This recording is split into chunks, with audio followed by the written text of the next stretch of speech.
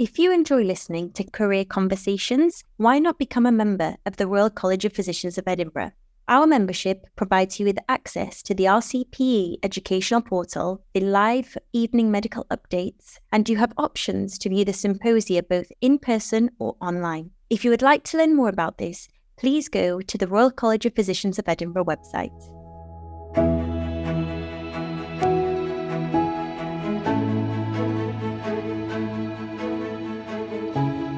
Hello and welcome to this episode of Career Conversations, brought to you by the Trainees and Members Committee of the Royal College of Physicians of Edinburgh. I'm Dr Heather Kennedy and I'm a member of the Trainees and Members Committee. Today I'm delighted to be joined by Dr Amy Perkins, Consultant Dermatologist at NHS Forth Valley and Honorary Clinical Lecturer at the University of Glasgow. Welcome, Amy, and thank you for joining me today. Thank you so much for having me. It's a true pleasure. So today we'll be talking about your specialty, dermatology. Can I start by asking why you chose this specialty? Of course. So I am one of those slightly maybe unusual people who always wanted to do dermatology. And even in my yearbook, it actually says, most likely to be found swanning around dermatology clinics in heels. And that's actually what's ended up happening. So I think right from the start, I remember being, on the wards and looking in textbooks in Edinburgh Medical School where we actually went together and seeing that the skin was often the first sign of internal disease. And I remember being on the wards and these dermatologists would arrive and just look at the skin, to me at least, seemingly without the need for loads and loads of fancy tests. They seemed to be able to make a diagnosis. And I remember this just blew my mind. And that's when I knew I wanted to get into it. That's really interesting to hear. Thank you. And can you talk us through your typical week as a dermatologist? Of course. Yeah. So my clinical career is a huge part of obviously what I do, but I'm also doing lots of other bits and pieces at the moment, and I'll get into that later. But clinically, I work in NHS Forth Valley. So I'm actually employed as a specialty doctor, but just last week I was made consultant, which is very exciting. So at the moment I do 6 clinics a week and I do a biopsy list as well. So clinics comprise all ages. You see everyone from babies, from just maybe being a few hours to a few days old, right up until the most elderly in our population. So it truly is the most diverse, probably of most specialties actually. And I really love that for it. It's so interesting. You see people from absolutely every stage, every walk, and every demographic of life. And a huge part of what we do also is lesions. So specifically moles, precancerous things, and of course skin cancers. And a huge part of what drives me in my non-clinical work is skin cancer prevention. So in the day-to-day week, as well as clinics, we do biopsy lists, and that incorporates often cutting out skin cancers, taking biopsies of rashes, and also other things, so it's kind of removing troublesome, very large warts that might be impinging on people's day-to-day life. For example, if you have a large wart catching in your glasses. So not everything is sort of skin cancer based when we're biopsying, but it is a big part.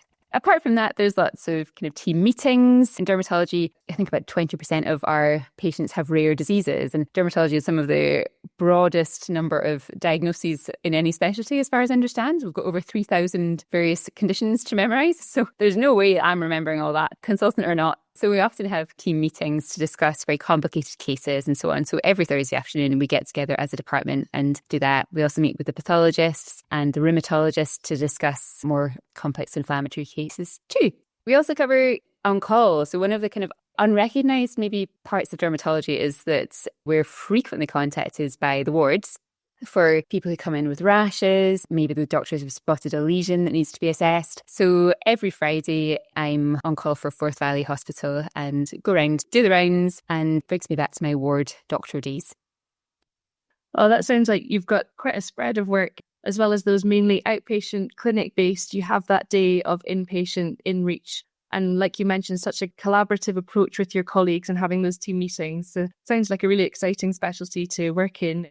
I absolutely love it. And, I feel so lucky because all over the world and even in medicine, I think many people don't like their job anymore, but I truly feel so lucky to love it. It's a true joy.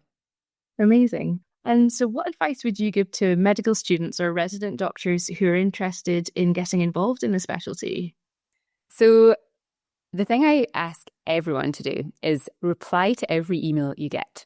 And this sounds odd, but in dermatology and indeed in every specialty, obviously we can all be bombarded with emails, and some of them are very important, for example, relating to emergency cases, and others might seem irrelevant, even from pharmaceutical companies or other things that maybe aren't seeming directly related to what we're interested in or what we're doing.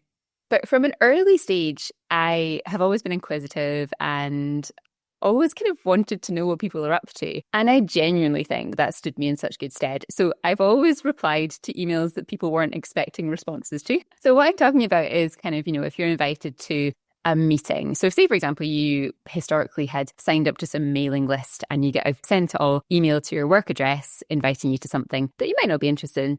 Obviously, some of the times it's not of interest, but sometimes I might have a wee hankering and think, oh, I might want to do that one day. So I often respond and say, oh, thanks so much. I'm not interested at the moment, but, I'd like to be kept on your list. And people remember that. And, people come back to you years down the line because you're the only one who speaks to them. And honestly, that opens doors. And so that might seem like an odd example, but if you relay that across every single email you get, oh my goodness, the amount of opportunities it has paid off for in the long run has been enormous. Things like pharmaceutical representatives, they can be so sick of not getting responses to any of their emails. I know them all on a first name basis.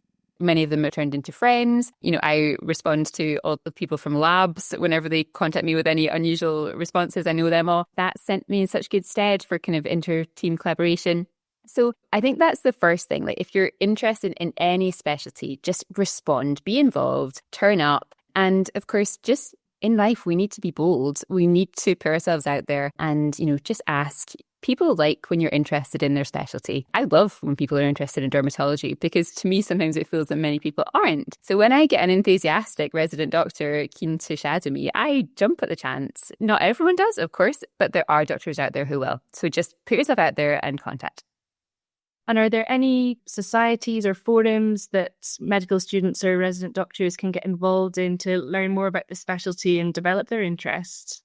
Oh, absolutely. There's actually so many things now. This always makes me laugh because when I was in Edinburgh Medical School, we didn't have an undergraduate dermatology society, but there were a few others, including myself, who set one up, the Edinburgh Undergraduate Dermatology Society. And I think, now it is this incredible, thriving society. They run so many events. But I think we set it up pretty much just to put it on our CV. We didn't do anything. But now there are societies everywhere and they're so active. I am so impressed. So I frequently speak at various undergraduate societies events. They run conferences to encourage people to gain an interest and network. Pretty much every medical school now seems to have an undergraduate dermatology society. So absolutely look into these. And I think also they're not just relevant to undergraduates. Many of the events I've spoken at, despite being undergraduate sort of, directed, they have now expanded to and be invited to resident doctors too. So it's absolutely not just for students. They're very open arms. And for anyone that's in foundation or internal medicine training, is there anything that they can be doing to bolster their portfolio and application to dermatology? Of course. So the first thing to say is do a taster week. Taster weeks are typically done in FY2. They involve where you reach out to a senior clinician in the department of your choice and shadow them for a week. And it's basically like being a medical student again. I loved my taster week in dermatology when I was in FY2. So that's a really good thing to do. There are other sort of more resident doctor specific conferences, including Derm School. So Derm School is run by the British Association of Dermatology, and it is typically in the day before the main BAD, that's British Association of Dermatologists annual meeting every summer. And I've spoken at it a few times, and I also attended before I started dermatology. It's basically aimed at residents and of course medical students too, but it gives you a really good introduction into what a career in dermatology looks like. It's amazing for networking. And for me, it was my first experience in a dermatology academic environment. And that was the first time I really had that fire lit for me when I went to derm school. So I'd always recommend it to everyone.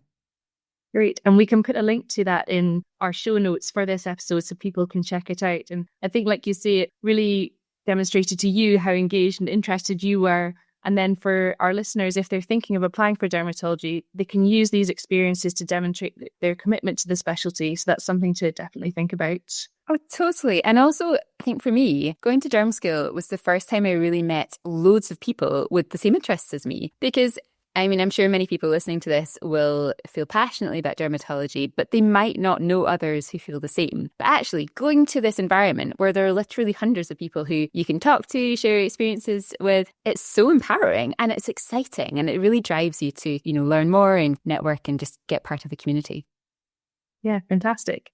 And I'd be interested to know, what route did you take into dermatology and what advice would you have for others trying to get into the career in the specialty? Of course. So I had a bit of a weird one, and I actually just became a consultant dermatologist last week, as I mentioned. And this has possibly been even more of a celebration than many people who finally become a consultant, because I've waited a long time for this moment. So my path into dermatology started pretty conventionally. I graduated from medical school, did my FY1, FY2, then I did my CMT, as it was at the time, so core medical training, which is now internal medical training. And I've always been very driven and, as I said, always been very, very keen to go straight into dermatology. I think I was a bit of a problem trainee, not in maybe the way that people would expect, but basically because I was so driven to dermatology that I made a huge song and dance about finishing core medical training early. So instead of doing it in the usual 2 years that people conventionally do, I found a very small print clause that said, if you can do all your exams and finish all the competencies in advance, you can complete it in 18 months. So when I did it, it was a very unusual situation, and I think locally it hadn't really been done before. So it kicked off quite a furore, and of course you can imagine all the drama with rota gaps and so on. But I had all these plans. I wanted to go and work internationally with dermatology. I had all these volunteering plans set up. So I managed to do it. I actually did all my Royal College of Physicians exams in FY2, and that stood me in such good stead going straight into CMT, having gained my membership. So I actually finished my CMT in February of 2020. And then, of course, I had all these grand plans. I'm going to go to India to be in this leprosy centre. So flew out to what's called the Bombay Leprosy Project, landed there, and then kind of vaguely was aware of some vague situation in Italy with some virus. And then, of course, 2 weeks later, I had to get an emergency flight home because COVID was kicking off. Then after that, of course, as with everyone else in the world, my world turned upside down. So I'd already got rid of my flat that I'd been living with my partner at the time in Aberdeen. So moved back in with my parents at the ripe old age of 27, which felt a wee bit not the way my life was planning. And then I started locuming in the COVID wards and so on in Dumfries, where my parents are based. Did that for about 6 months, then moved to Glasgow. And over that time period, there's a lot of stuff going on in personal life as well. So initially I'd sort of planned to go straight into a dermatology clinical fellow, but that didn't happen. So I just carried on locuming. But in that time, I loved locuming. People can dismiss locuming as being lazy or not working hard enough. But I genuinely probably worked harder as a locum than I did in my formal training years. And I really used it as an opportunity to work in places that I'd never had the opportunity to. So, for example, a job came up in the Neurological Disability Rehabilitation Unit in Glasgow. And I thought, that sounds so interesting, because I just have no idea what that is. So I started working there. Initially just signed up for a 4-week locum, but I loved it so much I ended up staying for 5 months. And again, this part of medicine is just nothing to do with dermatology. If you told me even a few months prior to me applying to the job that I would be applying to it, I would have thought you were crazy. But this is the joy of medicine. There are so many interesting parts, and we're just so lucky to be in a career that we don't just need to stick to our box. So after doing those jobs, I worked a bit in oncology, gastro, lots of different pieces that I just wanted to improve upon and kind of learn more about. And then after that, I thought, well, life seems a wee bit more normal now, coming out of lockdown and so on. So I'll apply for a clinical fellow post in dermatology. And then I thought, well, I've got a good CV. I was feeling really arrogant about it. I was like, I'll sail into a dermatology training number. I genuinely thought that was the case because I had done everything that people tell you to do. I had publications, I had audits, I had done a diploma in medical education, I had all my exams. And I thought, surely I'll get it. Well, you can guess what happened. I didn't even get an interview for a training number. And honestly, the day that happened, I felt like the stupidest person in the world. And it was mortifying. because I was the girl who wanted to do dermatology since medical school and everyone just expected me to do it. It was honestly awful. I felt so silly. And telling people that felt like a failure. And then everyone kept saying to me, oh, just try again, you'll get it. And then I thought, well, the people that have got a job this year, they're having to move across the country to somewhere that their partner isn't there, their family isn't there, they're having to uproot their entire life. And I thought, I don't really want to do that.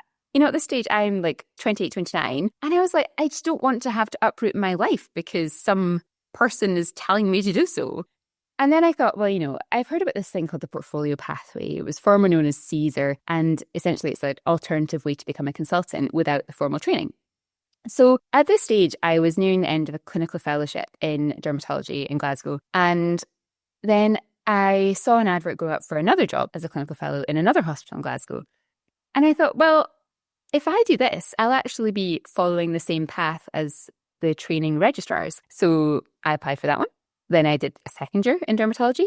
And then I applied for another job in a different hospital. And by that point, I'd done my specialty certificate exam in dermatology. I was working as sort of mid to senior registrar level. And then before I knew it, I had most of the evidence required to become a consultant via the portfolio pathway. So after that, applied for a specialty doctor post in Forth Valley, where I am at the moment. And I finally gathered enough evidence to submit to the General Medical Council to apply to be a consultant dermatologist. And that was in January 2025. And so now on the 27th of March, 2026, I finally found out that it was approved. So here we are. And now I am a consultant. And so that's been my slightly unconventional pathway. So challenging, but for me, so worth it. Thank you so much for sharing that. And like you say, the challenges that you experienced along the way and the moments of vulnerability that you had. And I think a lot of our listeners, that will resonate with them. The challenge of applying for higher specialty training, the recruitment issues at the moment, and feeling that they can not have options that they want to. So that's really heartening to hear that there's different ways of going into a specialty that you're passionate about. So thank you for that. And in contrast, can you just give us an overview of, I guess, the more traditional route into dermatology and how higher specialty training would work? Of course. So the standard route to becoming a dermatology consultant is much harder to get a job. As I said, I sort of apply for jobs every year and was, of course, successful. But to get a training job is very difficult. And unfortunately, it's probably going to become more difficult. If you get a job, you basically pretty much just have to turn up to work and then you'll become a consultant after 4 years. So once you've got a training number, you're laughing pretty much. So standard dermatology training is typically done after core medical training. However, they've changed it in the past few while that you can also apply after doing core surgical training. And you can also do it if you've done pediatric training as well. So there's a few different routes in. And I think that really reflects how broad dermatology is and just how diverse the dermatology community is. And one of the reasons I love it so much, honestly. So after you've done your sort of initial medical, surgical, pediatric training, whichever it is, you then do a 4-year dermatology-specific training. And there are obviously multiple centres around the UK, and some of them are based mainly in one site. Many of them you're kind of expected to move around a little bit, kind of in a region over that 4-year period. After the 4 years, you become a consultant, and then that's you.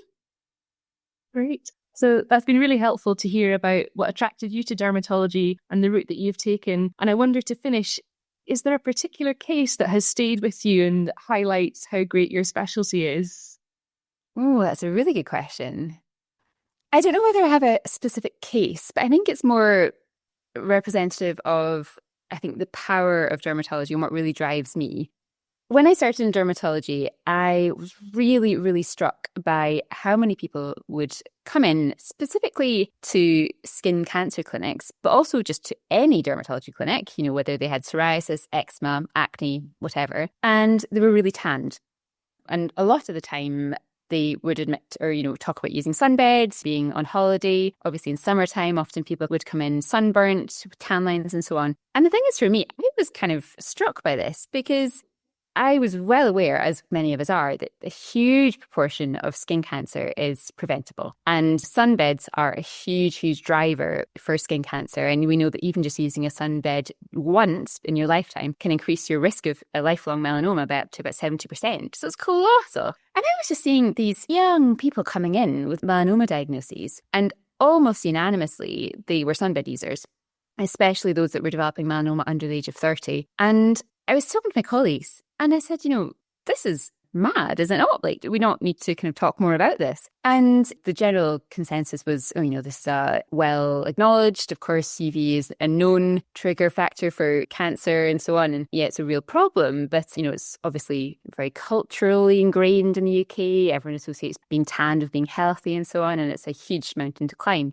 So I think that situation has really driven a huge part of what has motivated me in my non-clinical work. And I really now spend a huge amount of time when I'm not working in the NHS campaigning for skin cancer preventative measures. And I do spend a lot of time with my patients talking to them about how to protect their skin in the sun. And I've had so many experiences with multiple patients that have really taught me the importance of empathic communication, being supportive, not challenging. And I've learned so much from my patients through that. And, I think for many years, I think I was probably in the cohort of doctor, whether I would have admitted it or not. I think I probably would have maybe, dismissed people who were using sunbeds as not being very sensible or not really thinking about the risk. I would maybe just have been frustrated with them. And I think that probably would have come across in my communication style. And I think it took me a long while to kind of realize the impact that was having on my patients, and also not only on that specific consultation, but also on their appreciation of healthcare in general. So, for example, if they go to a doctor like me who they feel they're being told off for using a sunbed, that's then probably going to make them hide away from other healthcare scenarios. So I think I've learned so much from these sort of situations and learning more about how to communicate with patients who are responding to natural situations in our culture that are telling them to tan. So I suppose it's not really a specific case that stays with me with dermatology. It's more that entire ecosystem of communication, how dermatology is so interlinked with the beauty industry and how we can navigate that as doctors. That's been really interesting. Thank you so much. And thank you just for sharing all of your experiences and advice with us, Amy. And for our listeners, you can check out our other episodes in our Career Conversations podcast that cover different medical specialties, like we discussed dermatology today. And we also have many interesting cases and clinical topics on our sister podcast, Clinical Conversations. So thank you so much, Amy, for joining us today. My pleasure. Thank you so much for having me. Good. And thanks everyone for listening.